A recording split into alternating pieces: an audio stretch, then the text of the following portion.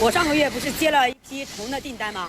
Last month, I took an order for a batch of copper parts. I've already bought all the materials. It cost tens of thousands, and everything has been cut, ground, washed, and engraved. Yeah, they sitting It's on not all this finished stuff. yet, but today the customer messaged me and said the delivery might be delayed. After customs clearance, the taxes have gone up too much. A That's a lot. TikToker who works as a bulk trade supplier shared in his video the huge pressure he's under after the sudden increase in U.S. tariffs. 订单量5000多万美金，今年我们订单 Yeah, 已经 see, 排 they're 到 stuck with all this shit, and like, there's no way that they're gonna be able to sell it to somebody else as fast as they were selling it to the U.S. Like, this really sucks for a lot of business owners over there. 了26年的5月份。Our orders are worth over 50 million US dollars. This year, we're already booked through May 2026. See, this is the reality. There are not that many economies in the world that can support buying this many bullshit, like, boxes of shoes. There are some, but not that many. 2026. But with this 30% tariff hike, the impact on us is huge. Yeah, it's massive. If you're a small startup, it's not such a big deal because you don't ship enough to fill an entire container. But for us, it hits hard. Our profit margins in bulk trading are already razor thin. Now with a 34% tariff, it's like getting knocked to the ground. No, you're fucked. He said the only thing he can do for now is wait. His backup plan is to ship through third-party warehouses in other countries. That's the only way forward. And that's smart, but you know Trump, like, because the thing is, that's why he got rid of that Penguin Island shit.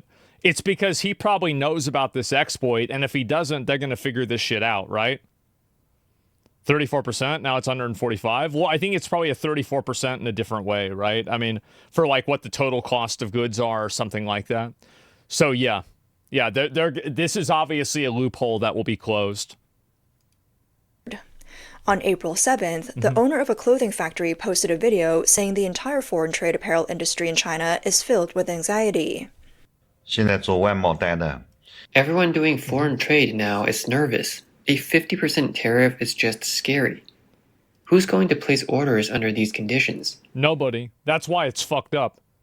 Right? And again, like, if they're the ones trying to sell all their stuff and they're stuck holding all of this stuff, what are they going to do with the stuff? That's a big problem. Sure, some clothing Huge businesses problem. are still busy, but it's hard to make money anymore.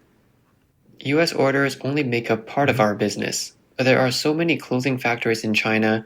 If we all turn to Europe and there's no US orders, then think about it. Won't competition at home become even worse? Domestic sales are also weak this year. People just don't have money to spend, so how can this market possibly improve? This is the issue, is that nobody spends money on useless bullshit like Americans do. We are the pinnacle of spending money on useless, stupid bullshit. So if China can't take advantage of that, it's hard for them to go somewhere else. And you know what's really funny? You want to know one of the other really big countries that spends a ton of money on useless, stupid bullshit? China. So it's like the only other place they can go, that's them. Yeah, because now they have a bunch of money, so they're buying a bunch of bullshit too. On April 2nd, U.S. President Donald Trump Professional announced a new consumer? round Yeah. of global-based tariffs, raising rates on dozens of countries. At the time of the announcement, the actual tariff rate for China stood at 34%. 在现行适用关税税率基础上加征34%关税。 In response, the Chinese Communist Party announced on April 4th that it would impose a matching 34% tariff on all goods imported from the U.S. Trump then Yeah, warned and that you can see how this is asymmetrical, right? Because, like, obviously, like, we import way more than they do from us. he may raise tariffs on China by another 50%. Which he the did. CCP responded by saying it's ready to fight to the end. While the Chinese government is showing a tough stance, many businesses in China are already feeling the pain. See, this is not like, this is, I think, where the problem is going to lie. Is that, like, we all watched, boys, like, we watched that shit from Speed, right? Like, China was looking really nice. Do you think they want to go back to how it was? Fuck no. Abso-fucking-lutely not. On April 7th, a TikToker filmed a clothing factory that had shut down and said the clothing industry is in serious trouble. All the machines in his factory are about to stop. He said this year... This is just another point with this, is that like a lot of this automation and like this technology, it's going to go automation probably in 20 years at the highest. So a lot of these machines and a lot of these factories, I mean, you're building a castle on sand. Is going to be incredibly tough. That same day, another TikToker posted a similar scene, workers moving goods around inside a clothing factory. He wrote that as soon as the U.S. swung its tariff hammer, the impact finally hit the apparel industry. See, this is the thing, right? Is like, I wish more people would see this, because now, like, every single one of these, right? Like, each one of these is like, let's say $6. Well, that's a box, and it's got $1,000 in it. And there's a lot of those boxes. That's bad. This is propaganda, not gonna lie. It's propaganda? Is it really propaganda to see that, like, I mean, really, is it unfathomable that a lot of companies in China are now having problems selling things? Fucking obviously they're having problems selling things. It's obvious. Duh. And it's also like, whether something is propaganda or not, you're attacking the messenger and not the message. Even if something is propaganda, it can stand on its own merit or not, which is really what should matter. His factory originally had orders scheduled through the end of July, but now over 6,000 down jackets have been put on hold, and their ready-to-ship products are piling up in the warehouse. He said both offline and online sales are struggling this year. Even live stream selling isn't working anymore. With sluggish consumer demand and weak domestic sales, the foreign trade slowdown is pushing more exporters... It's crazy, bro. Like, look at it. Just a minute. I'm going to go back to that.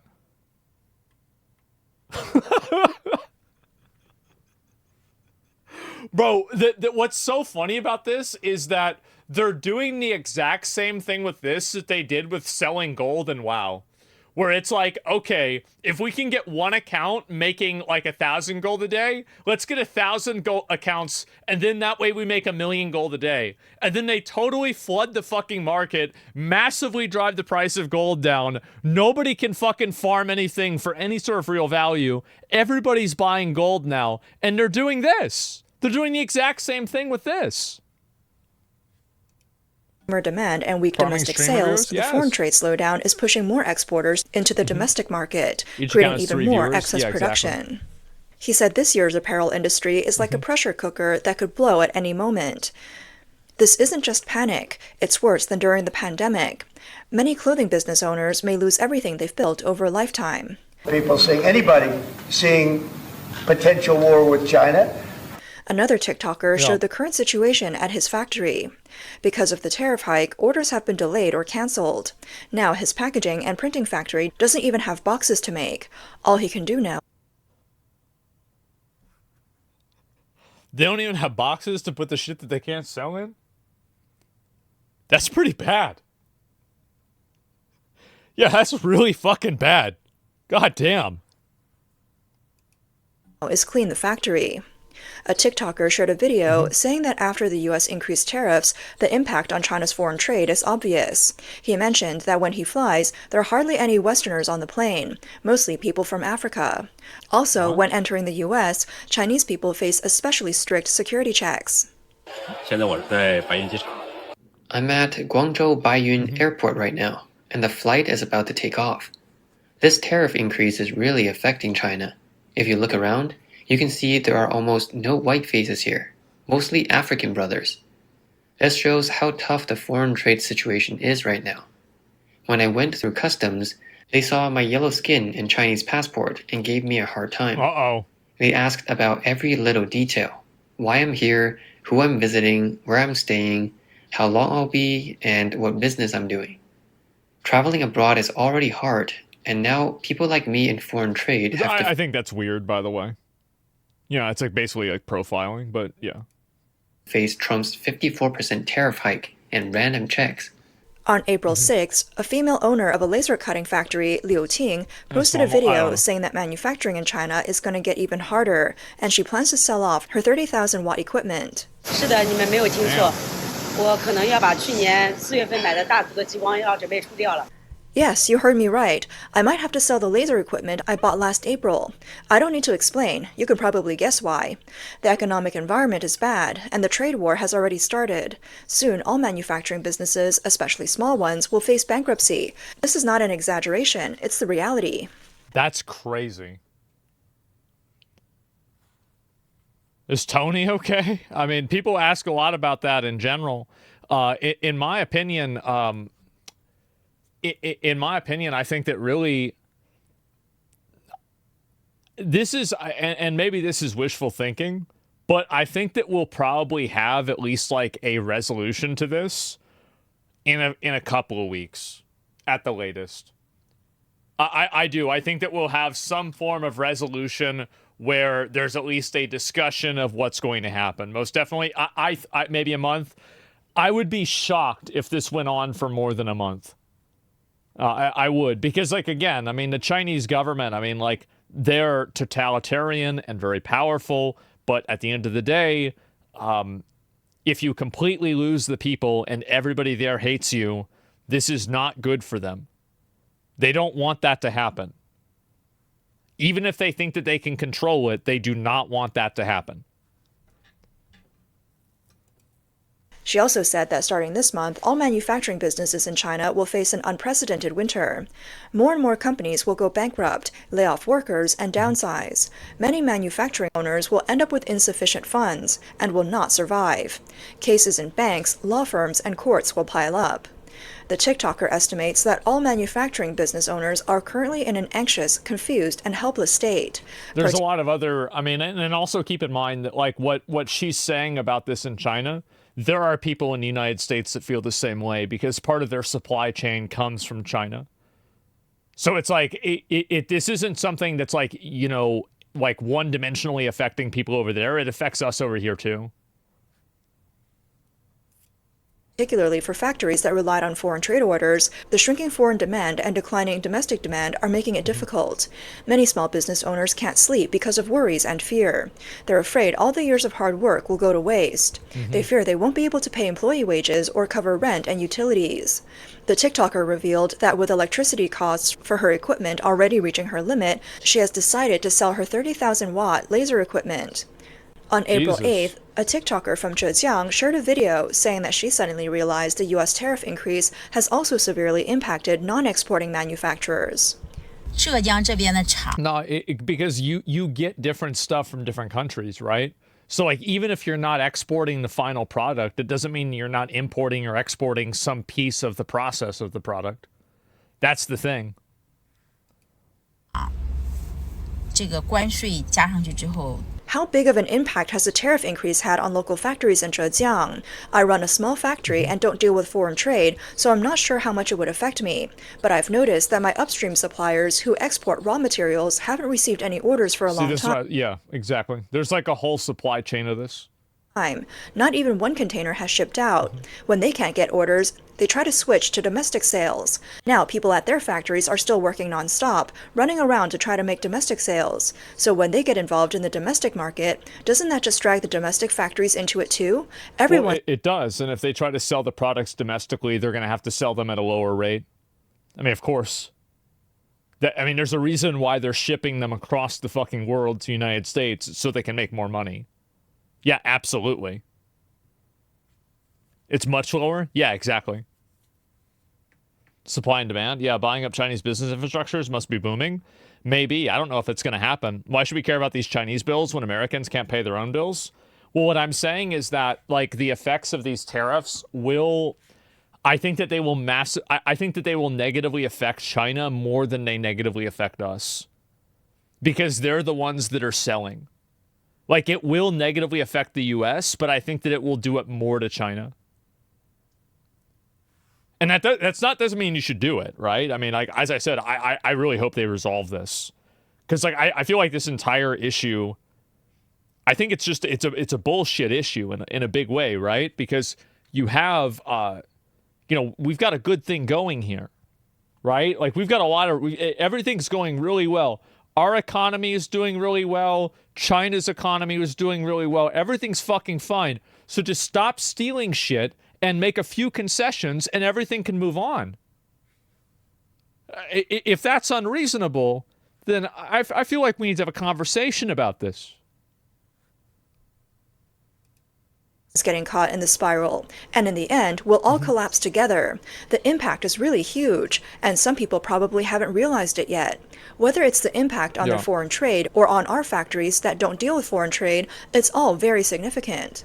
On April 7th, a TikToker from Foshan visited a newly built factory district and recorded footage of the vacant and neglected factory buildings.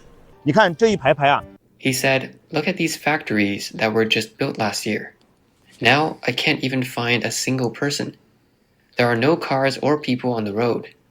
Some of these factories are single-story and others have multiple floors." It's like a fucking economic rapture. Really? Like, I mean, for this to happen that fast? Holy shit. They're committing actual slavery beyond their own Chinese workers. They pretty much run the entire bottom line of the cobalt pipeline, which is legit actual slavery. Yeah, and the thing is that, like, we could moralize about how, like, and I hear a lot of people, in general, I think that the consensus is that slavery is kind of bad, right?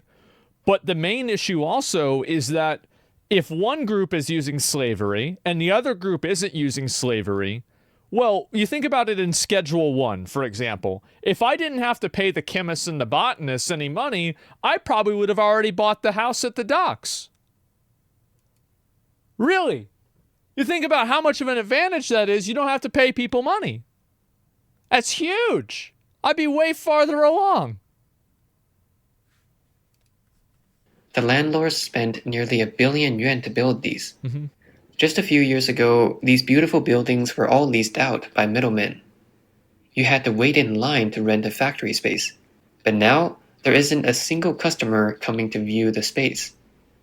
The new factory buildings behind me haven't even been renovated yet because the landlords are afraid of spending money if no one rents them. Do you think this could get a hand to the CCP would go in to invade Taiwan to save face?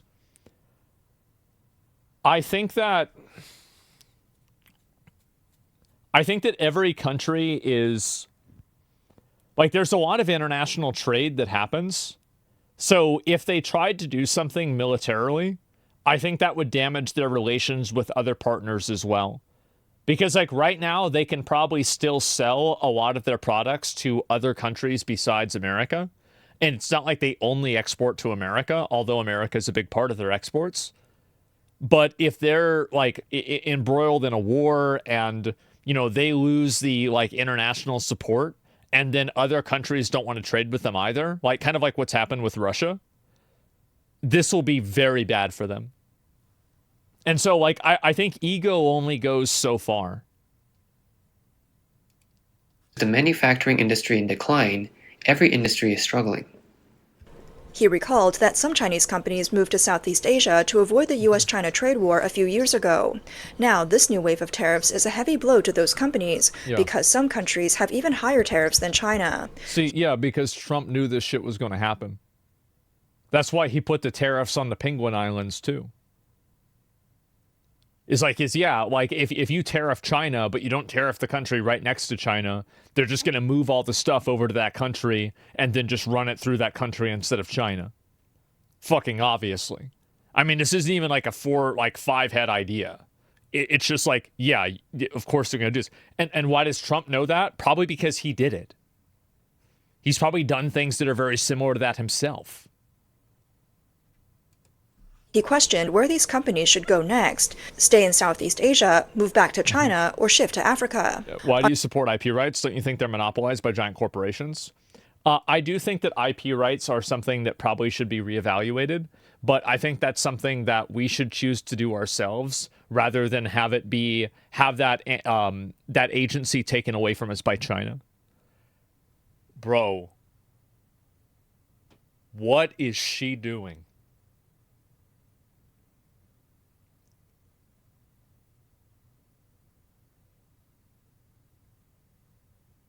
Guys, I got that.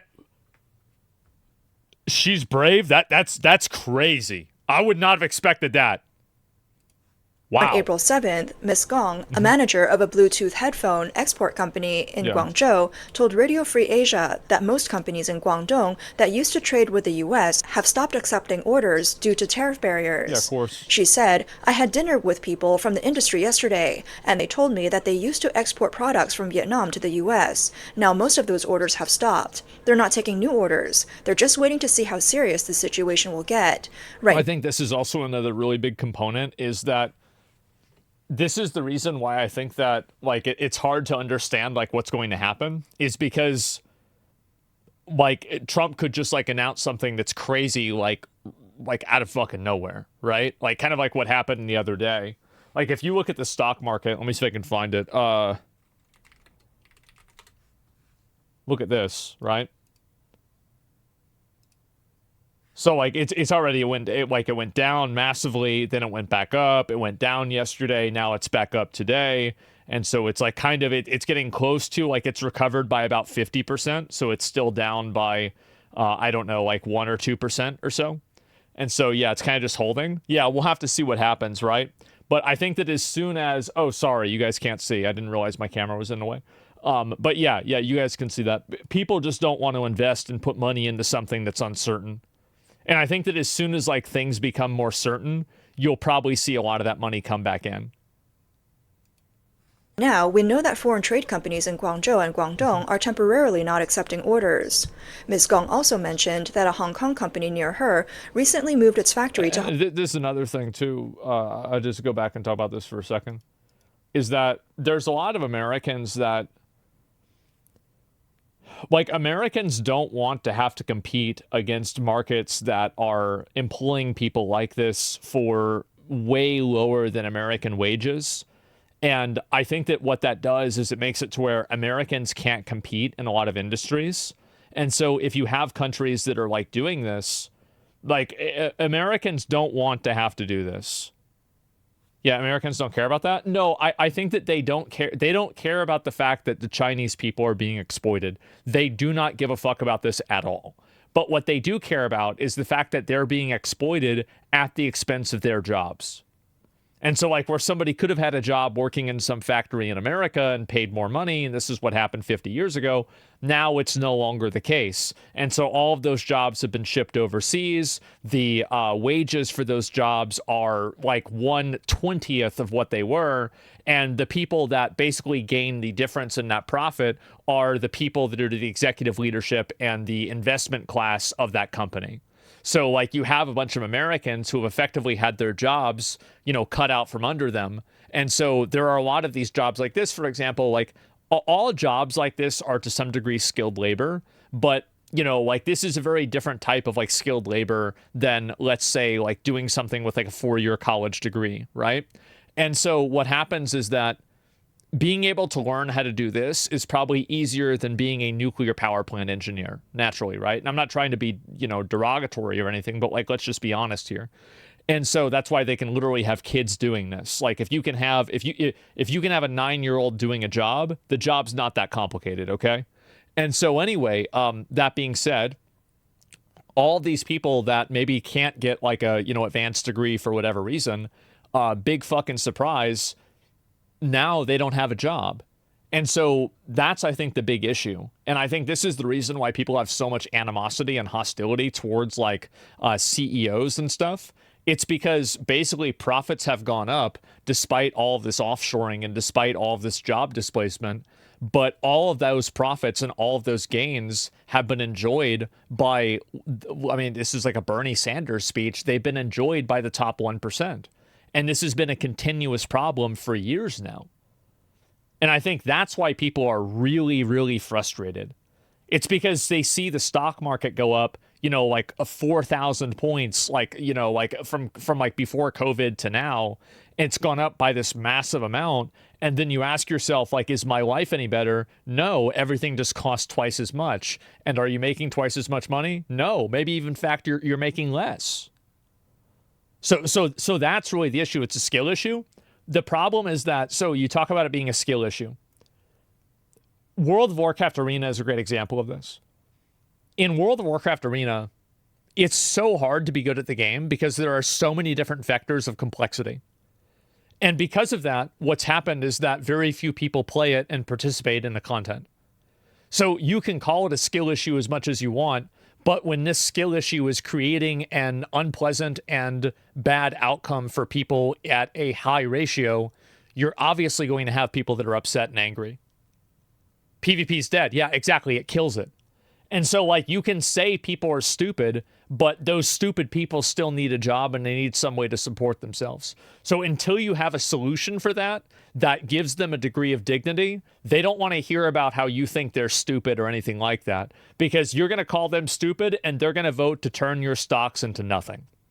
And there's more of them than there are you. That's just what happened. And like, it's not even, it's just common sense. It's just common fucking sense. And so anyway, that's the way I see it. Universal basic income coming. I think in some cases, yeah. But like, I just think in general, that's the way it is. And so show them the grasshopper and the ant clip. Yeah, sounds like they aren't smart enough to fuck you back. They're smart enough to fuck you back. Yeah, they will. And I think that's the reason why a lot of people are happy about the tariffs and the stock market going down. It's exactly it. So yeah, American consumers created the situation in the first place by buying Chinese products. American consumers did not create this situation. American consumers allowed it to happen. And also they allowed it to happen because this is another big problem. Most people are stupid, and so it's easy to take advantage of them. And because it's easy to take advantage of them, they wanted to have really cheap knickknacks and doodads, but they didn't realize that in doing so, they would hurt their long-term job prospects. And I think that's what's happened. Not accepting orders. Ms. Gong also mentioned that a Hong Kong company near her recently moved its factory to Ho Chi Minh City, Vietnam, and is currently hiring Vietnamese locals.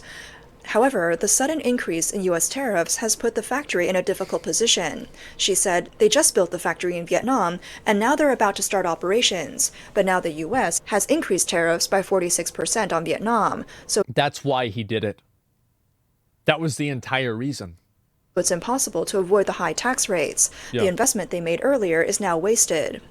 According to Trump, yeah, he had, and the thing is, like, he had to do that, because if he didn't do that, they would have just moved it over there, and this entire play would have been completely ineffective. It's like, imagine you're driving down a 2-lane road, and they close one lane. Okay, well, you just go in the other lane. If you want to stop traffic, you've got to stop both lanes. Announced plans, the U.S. will implement differentiated tariffs on different countries and regions, with China at 34%, the EU at 20%, Taiwan at 32%, Vietnam at 46%, Switzerland at 31%, the UK and Brazil at 10%, and Japan, South Korea, and India at 24%. Additionally, Damn. Trump announced a minimum 10% tariff on all goods entering the U.S. However, on April 7th, U.S. Treasury Secretary... People just kind of forget about that. Like, just putting a 10% tariff on everything is nuts. Scott Bessent stated that nearly 70 countries have already reached out to the U.S. to discuss negotiations on Trump's latest tariff policy. He revealed that President Trump will personally participate in the talks to secure the best bargaining position for the U.S. Many Southeast Asian countries, including Vietnam, Indonesia, Thailand, the Philippines, and Malaysia, have expressed willingness to make adjustments and negotiate with the U.S. Despite Vietnam's proactive efforts to reduce U.S. import tariffs, the White House refused to offer... And I think what's going to happen is that when Trump makes the agreements with, like, these countries that are near China, there will probably be exclusionary, like, factors for companies that exist in those countries that have Chinese ownership or something like that. That's probably what he's going to do. Like, I would easily see that happen. Most people also don't have endless money, so who and what allowed mainly Chinese products and platforms on eBay and Amazon instead of the USA ones? We control nothing. Who put or allowed mainly Chinese products on there? Well, I think obviously, like, in a way the government did, because they allow trade from that country, right? There's a lot of ways that you can look at it. Concessions, citing non-tariff cheating. U.S. trade advisor Peter Navarro recently said that Vietnam's issue lies in non-tariff methods, such as Chinese products being exported via Vietnam and the theft of U.S. intellectual property. See, this is the thing. Is it like and this is one of the issues that I think a lot of people on the internet don't understand, is that there are a lot, like anybody who is an exploiter of systems knows that there are usually 5 different ways to solve a problem.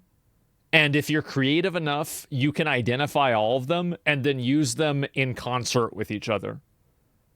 So like a trade disparity is only one thing. ABC? Yeah, always be cheating. That's right. Comments highlighted that the Trump administration not only sees tariffs as a tool to resolve trade imbalances, but is also trying to prevent country of origin laundering and reshape global manufacturing and supply chains. On April 6, a TikToker who runs a granulator production factory posted a video saying that due to the U.S. tariff policy, her factory has been working overtime to meet the demand from orders from Southeast Asia. Today is the second day of our holiday, but all our staff have been urgently called back to the factory to work overtime because of the tariff increase. Last night, our Southeast Asian customers called, asking us to hurry up and produce and ship. The boss said we should prioritize foreign orders. The big factories we work with are also working nonstop. I don't know what's going to happen next. Do you understand what this means? Some viewers commented under the video, saying, "Once these orders are done, there won't be any more orders. This is the last deal. This is the final flurry before the factory shuts down. Rushing to finish orders overnight, then pulling out when the business ends." Jesus. After the U.S. announced the 34% tariff increase on Chinese goods, the People's Daily published a series of articles over... That sucks. Like, I can only imagine, like, that must be awful over there. God damn. 3 days, strongly criticizing the U.S.'s unilateral abuse of reciprocal tariffs, while stating the sky will not fall. However, it's clear that Chinese industry is feeling pessimistic. Reports from Chinese... I mean, when you got whole factories shut down and people can't do anything, then that's going to be bad. I mean, it's really not a lot to it. I mean, I feel like there's no... Like, how do you not see that and realize it's bad? They getting in before the patch? Yeah, exactly. Do you think the U.S. will have nearly the same impact?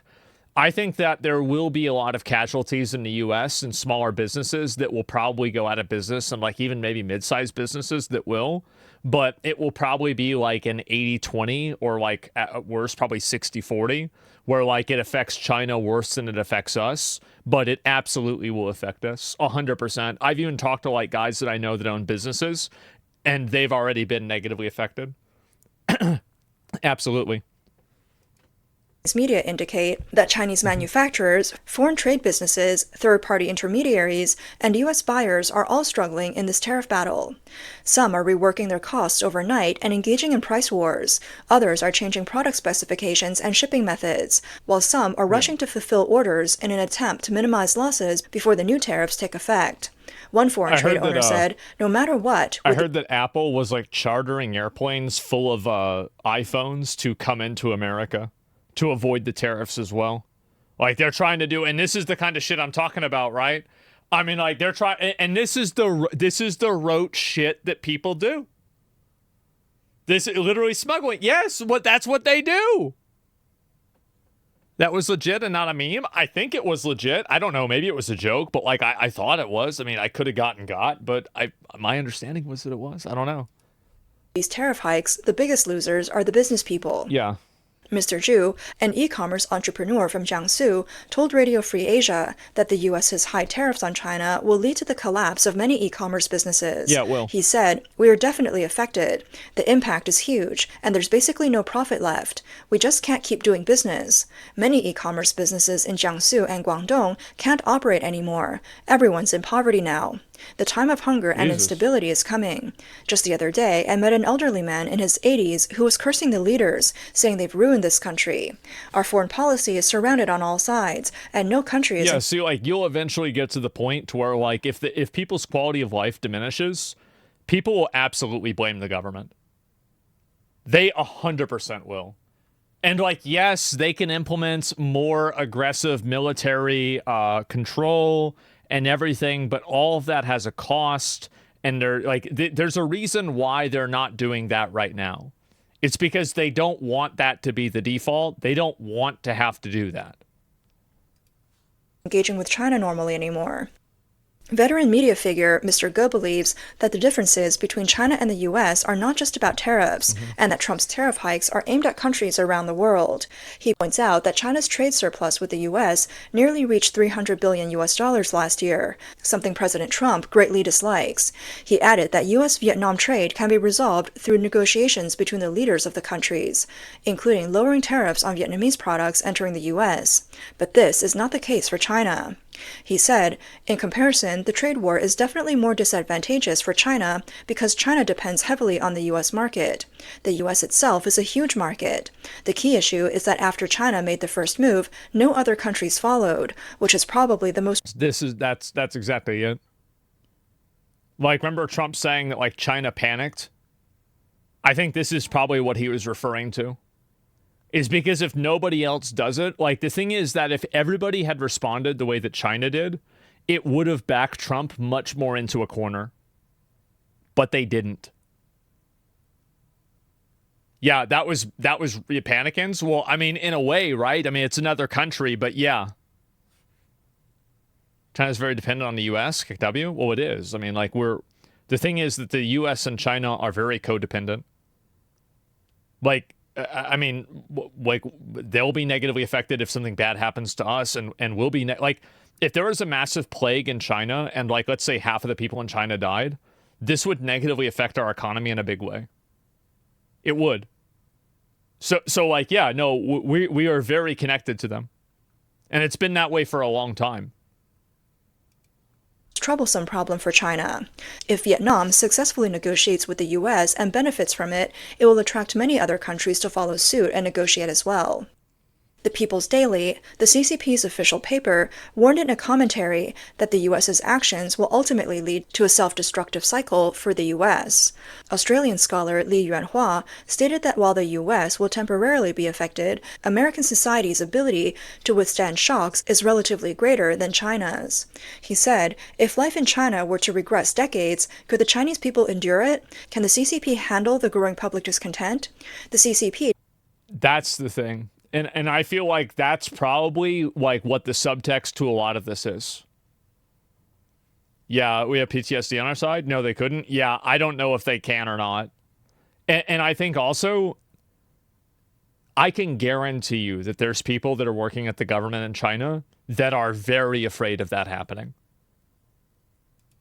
It doesn't have many cards to play. When it collapses, it will likely not be in a rational way, and it won't be due to a desire to solve problems. In a rare move, there has been criticism within China against the CCP's countermeasures against the U.S. He Bin, former deputy director of the Public Policy Research Center at the Chinese Academy of Social Sciences, recently posted on social media. He said the CCP's countermeasures are entirely wrong. He made a comparison. The tariffs are like, if you hit your wife, I'll hit my wife. He further pointed out, the US raising tariffs is like shooting yourself in the foot, and we should not shoot ourselves in the foot as well. See, that to me is like the real, like, that's the reveal in my mind, is like, if tariffs, because people tried to put the messaging out there that, like, tariffs are only bad for the country that's implementing them, well then why are they threatening us with tariffs? It doesn't make any sense.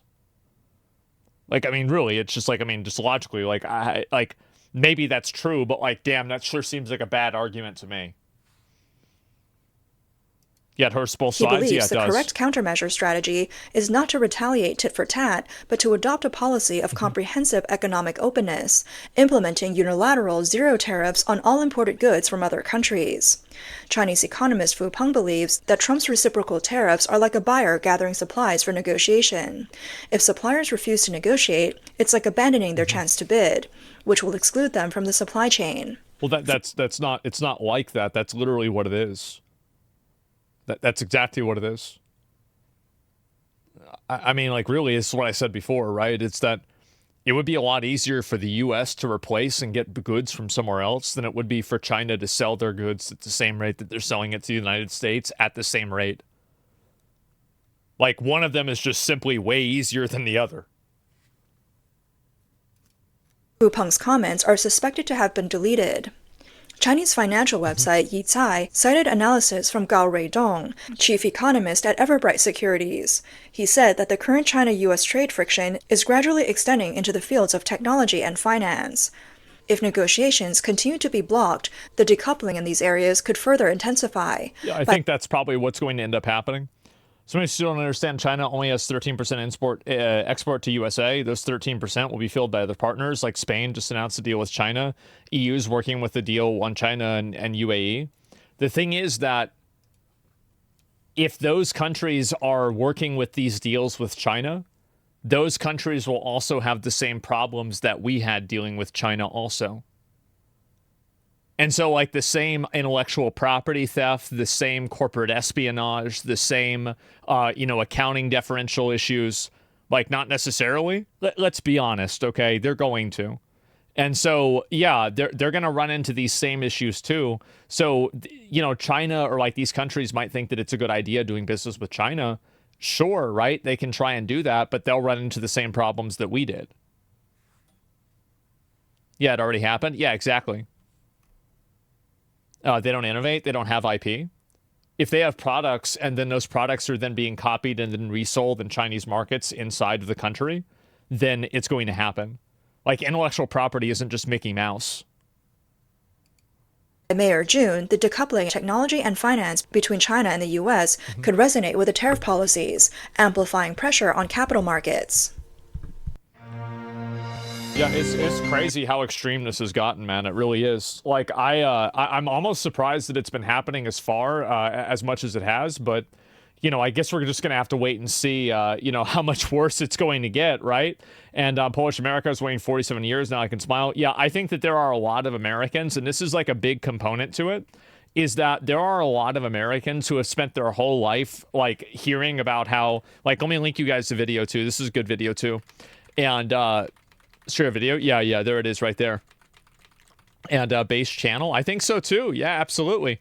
And I think that there are a lot of Americans who have spent their whole life hearing about how China steals intellectual property, China engages in unfair business practices, and China in general is just a bad actor in a lot of ways. And so now that they're seeing the government actually doing something against that, at least they're perceiving it that way, you're seeing a lot of Americans that are very positive towards that, and they're supportive towards it as well. So I think that really that's it. You see if you're banned on Bilibili. I mean, the thing is that, like, I don't hate China. I never have hated China. That's not really the thing. I just think that, there needs to be some concessions made so we can have a fair deal for ourselves, right? And I think that's better for us, and it'll be better for them. Why not? Well, because, like, I might disagree with things that the government does, but, like, China's got a lot of people in it. It has over 1 billion people in it. Are everybody in China bad? No.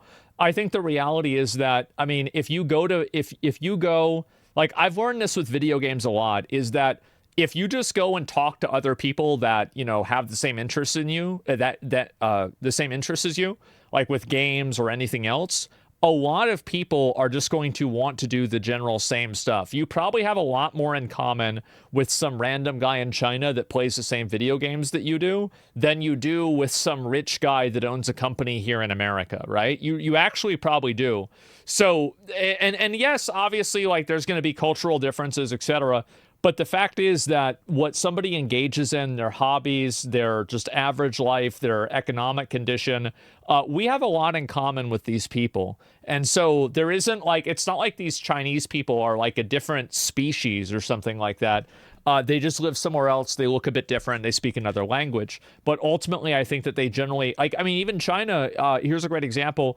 China used to want to be astronauts and engineers when they grow up. And now they want to be influencers and YouTubers too. So it sure seems like China is becoming a lot more like the United States. And I think that's another good example of it too. Yeah, exactly. Yeah, exactly. So there it is. The problem is how Trump is speaking with is treating the allies with the tariffs. The U.S. won't beat China alone, and all Trump's bullying does is form trade alliances around the U.S. We're already seeing it happen. Yeah, I saw the thing with Spain trying to, like, form a deal with China as well, and you'll see how much of that is actually going to happen and how big it's going to be. Yeah, for sure. America has, like, no culture though. well, if America has no culture, then why do people keep stealing copyright from America? Like, if there's no American culture, then why do people keep stealing cultural things that are IP from America? Oh, I feel like obviously it's because they do, right? I mean, that's clearly why.